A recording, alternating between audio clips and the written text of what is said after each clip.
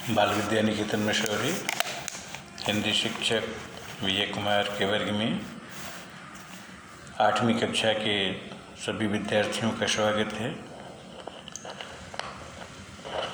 बच्चों, मधुरिका पाठ्यपुस्तक में संकलित कोटर और कुटीर शीर्षक पाठ का अध्ययन हम लोग कर रहे थे। उसी का शेषांश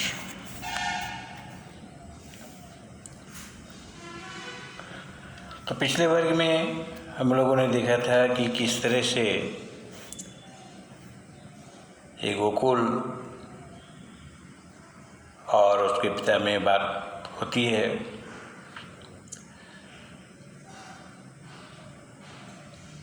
तो मातों के सजल नेत्र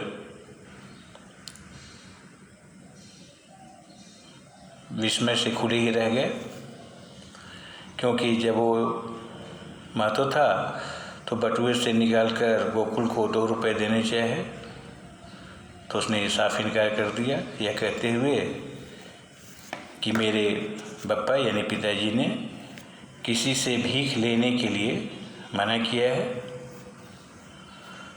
मुफ्त के रुपए मैं न लूँगा। तो मातो के अश्रुसिक्त नेत्र आश्चर्य से खुले रह गए। गोकुल थोड़ी ही देर में उस अंधकार में उनकी आंखों से ओझल हो गया।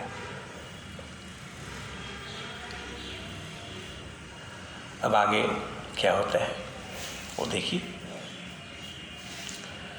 सब वृतांत गोकुल सुन रहा है।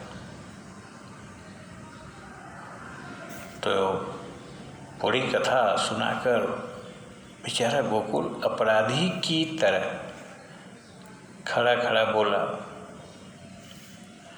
बप्पा यानी पापा, आज खाने के लिए कुछ नहीं है। मातों से कुछ उधार मांग लाता तो सब ठीक हो जाता। मेरी समझ में यह बात उस समय आई ही नहीं। बेचारा वो दे रहा था, चलो उधार के रूप में ही लेता तो ये मुसीबत नहीं आती।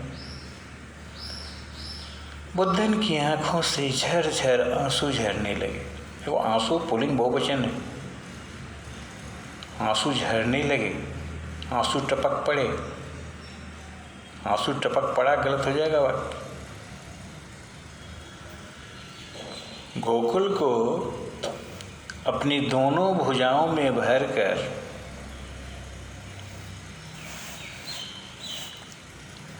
उसने छाती से लगा लिया।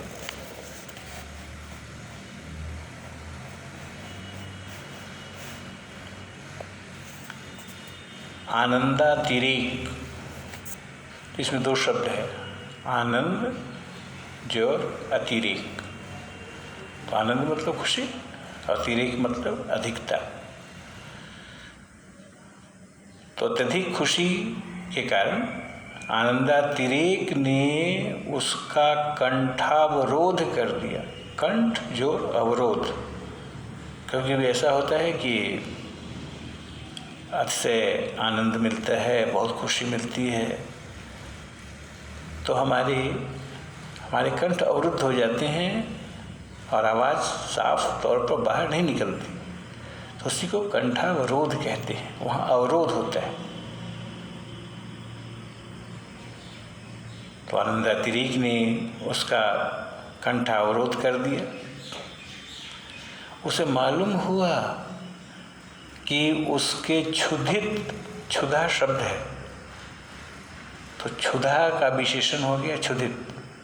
क्षुधा माने भूख, अक्षुधित माने भूखा।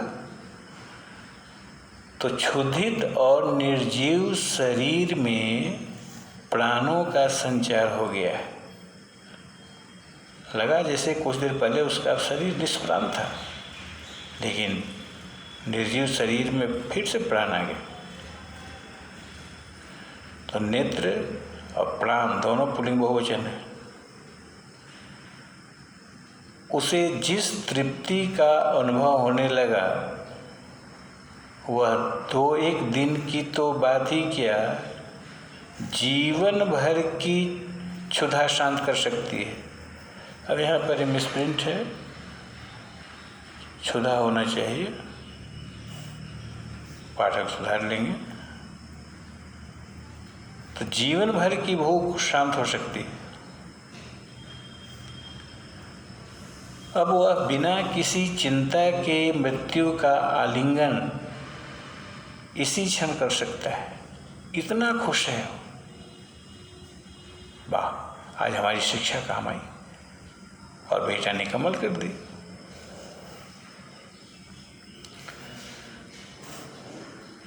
थोड़ी देर में अपने को संभालकर बुद्धन बोला, अच्छा ही किया बेटा जो तुम महतो से रुपए उधार नहीं लाया। यह उधार मांगना भी एक तरह का मांगना ही तो है, किसी के आगे हाथ क्यों फैला।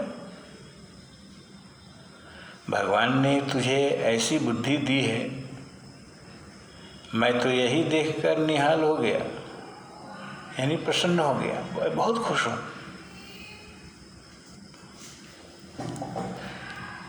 2-1 दिन की भूख हमारा कुछ नहीं बिगाड़ सकती।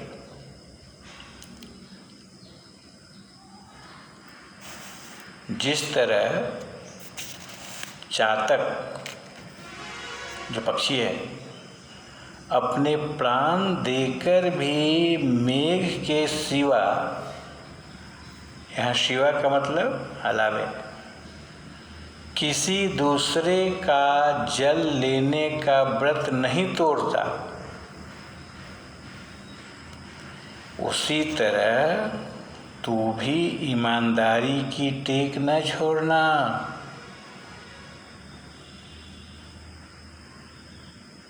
और ऊपर जो बैठा हुआ है वो सब सुन रहा है। चातक का जो बेटा है पेड़ पर बैठा हुआ सब देख रहा है, सुन रहा है कि जिस तरह से चातक अपने प्राण देकर भी मेघ के सिवा किसी दूसरे का जल नहीं पीता, और जब मेघ का जल पीने के बाद ही व्रत तोड़ेगा, तो उसी तरह तू भी ईमानदारी को मत छोड़ना। मुझे मालूम हो गया यह तू मुझसे भी अच्छी तरह जानता है, आज तुमने सिद्ध कर दिया कि ईमानदारी सर्वोत्तम नीति है। फिर भी कहता हूँ सदा ऐसी ही मति रखना, चाहे जितनी बड़ी विपत्ति पड़े अपनी नियत से न डुलना, अपनी नियत को मत डुलाना। देखो यार, नियत युग्म शब्द है, तो हर्षिकार अगर नियत लिखेंगे तो उसका अर्थ हो जाएगा निश्चित। यहाँ है दीर्घिकार नियत, यानी इरादा। लगती नहीं अच्छी नियत तुम्हारी, यानी तुम्हारी नियत ठीक नहीं। तो नियत स्त्रीलिंग है, इरादा पुल्लिंग है। तो नियत हर्षिकार, नियत दीर्घिकार। और एक होता है नियति तो हर्षिकार। तो नियति का मतलब भाग्य होता है।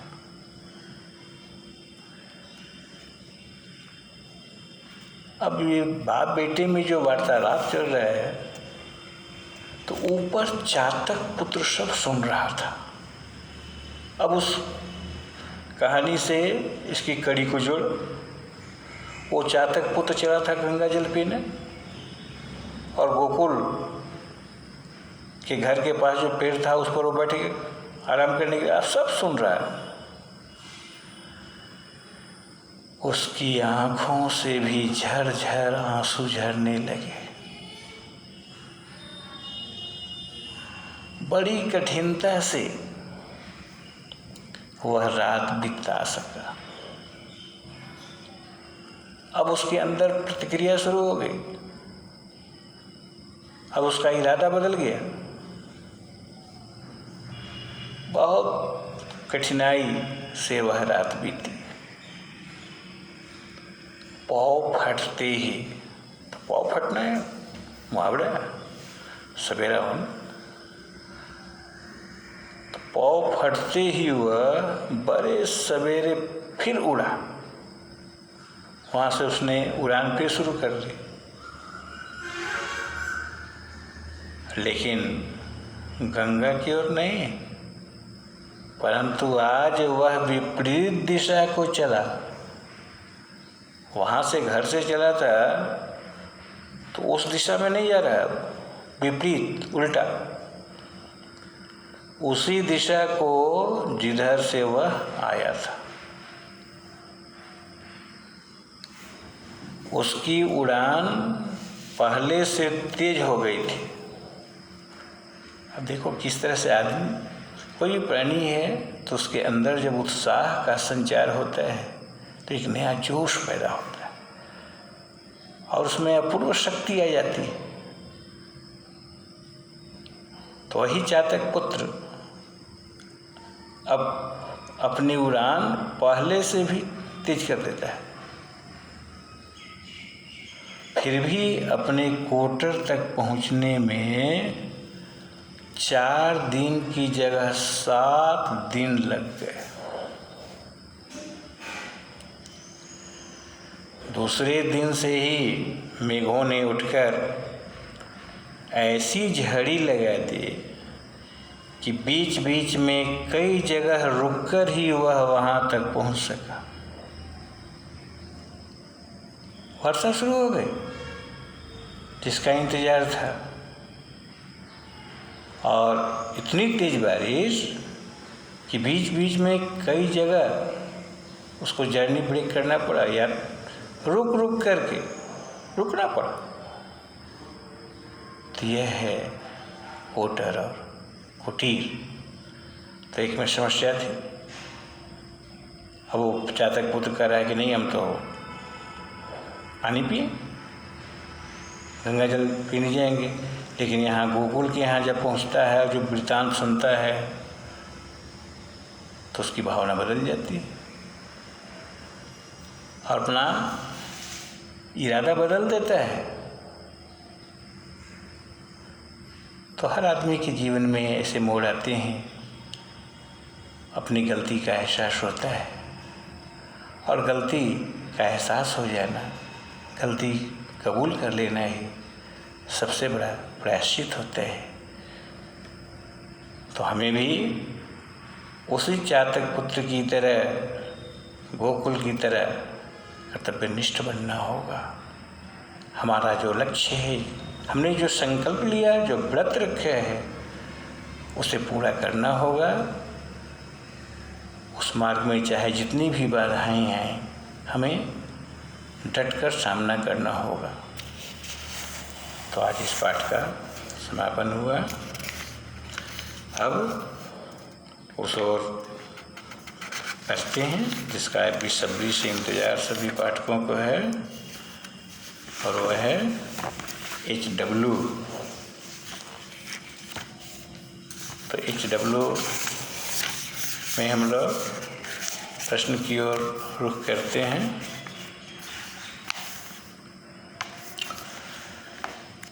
इसमें और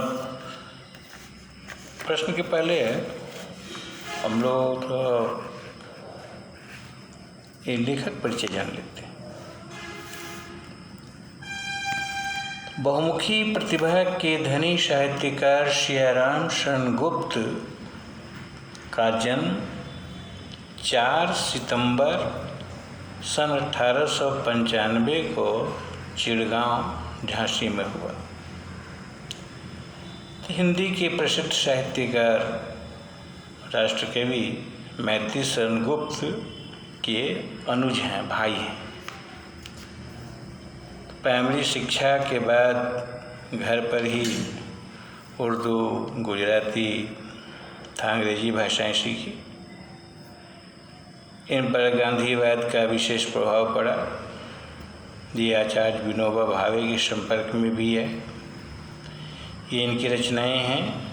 खंड काव्य में आर्द्रा, अनाथ, विषाद, दुर्वा, दल, बापो उपन्यास भी लिखे। अंतिम, आकांक्षा तथा नारी और गोद काव्य संग्रह है इनके। दैनिकी, नकुल, पाथेय, मृण्मयी तथा आत्मोत्सर्ग। निबंधों का संग्रह है झूठ सच। 29 मार्च 1963 को इनका निधन हो गया। असामयिक असमय ही लंबी बीमारी के चलते इनका स्वर्गवास हो गया। अब शब्दार्थ में हम लोग देखें। निष्पंद का मतलब है बिना हिले डुले। अश्रव्य, श्रव्य कहते हैं जो सुनने योग्य हो, अश्रव्य जो न सुनने योग्य हो। पोखरी जो छोटा तालाब होता है। दत्तक कहते हैं गोद ली संतान, जिसको गोद लेते हैं, अपना बेटा नहीं। एक वस्तु के न होने पर उसकी जगह दूसरी वस्तु का जो प्रयोग करते हैं वह दत्तक है। निबोरी, नीम का जो फल होता है, निमकौरी। पद, पैर को कहते हैं।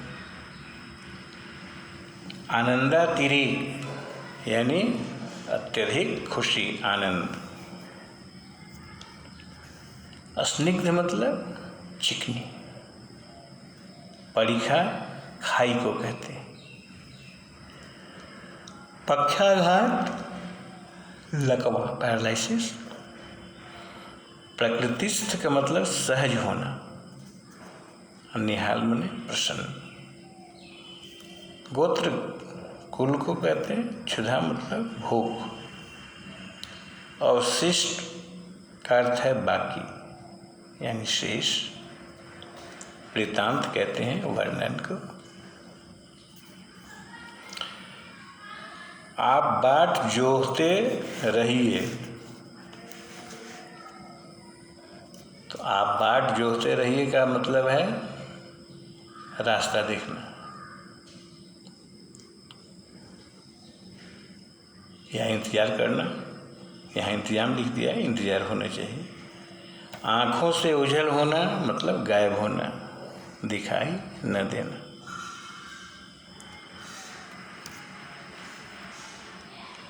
अभी जो प्रश्न हैं उनके उत्तर तैयार करने होंगे। क है कि चातक तथा उसके पुत्र के बीच विवाद किस बात पर था।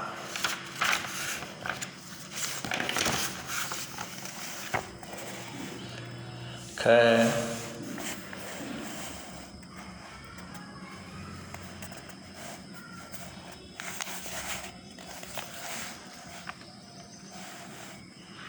गोकुल काम पर जाते वक्त अपने पिता के लिए खाने की क्या सामग्री छोड़कर गया था।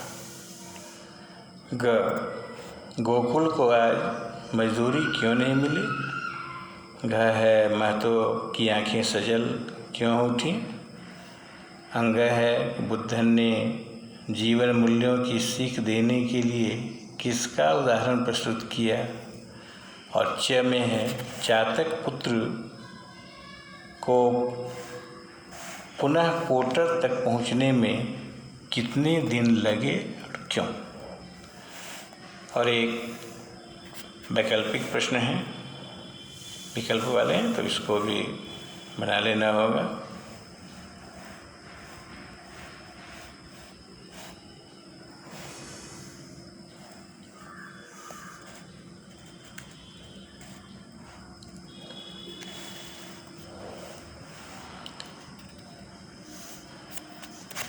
रिक्त स्थानों की पूर्ति करनी है।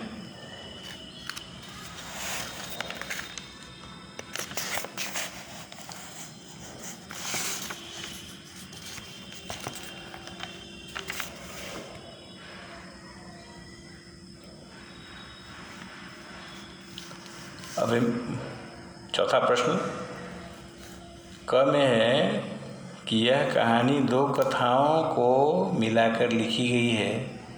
ये दोनों कथाएं एक दूसरे के पूरक हैं कैसे, इसको स्पष्ट करना है। ख है कि चातक अपने पुत्र की बातों से सिहर क्यों उठा। ग है कि चातक के पुत्र को पोखड़ी का स्मरण करने पर फुलहरी क्यों आ गई है। घ गोकुल की चारित्रिक विशेषताएं लिखिए। और अंग है चातक पुत्र को कब और किस प्रकार अपनी आत्ममर्यादा और आत्माभिमान का बोध हुआ, इसको लिखना है। तो इस तरह से इस पाठ का समापन हुआ। आज यहीं तक। प्रश्नोत्तर तैयार कर लेने फेयर कॉपी में और व्हाट्सएप पर भेजना है। प्रश्नोत्तर का इंतज़ार रहेगा। तब तक के लिए इजाज़त चाहूँगा। धन्यवाद।